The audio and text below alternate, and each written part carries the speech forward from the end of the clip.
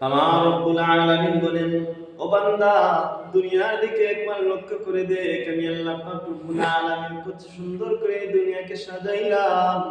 আমি আল্লাহ পাক রব্বুল আলামিন তুই বান্দাকে এত সুন্দর করে তৈরি করলাম।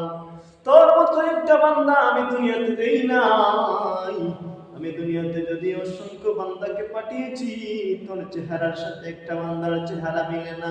আল্লাহ পাক রব্বুল আলামিনকে আপনি ভয় করতে হবে যে আল্লাহ পাক রব্বুল আলামিনের দয়া মানুষের প্রতি যেভাবে আছে, আল্লাহ পাক রব্বুল আলামিন বান্দার প্রতি সেভাবে ভয়ও দেখাতে পারে।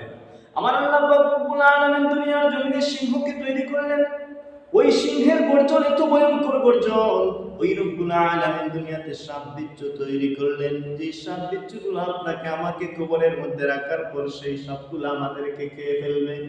সেই কবরের মধ্যে আপনি আমি নিঃস্ব অবস্থায় থাকবো। সাথী বাতি কোনো কিছু আমাদের সাথে কবরের মধ্যে যাবে না।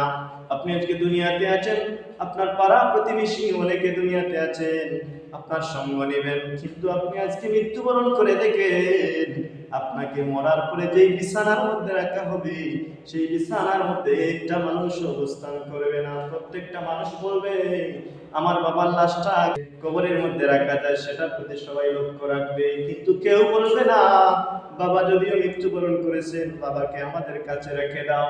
সবাই বলবে বাবার জায়গায় এই মুহূর্তে কবরের মধ্যে বাবাকে কবরস্থ তোমরা সবাই করে ফেলো। এজন্য আপনাকে আমাকে কবরের কথা সবসময় স্মরণ করতে হবে।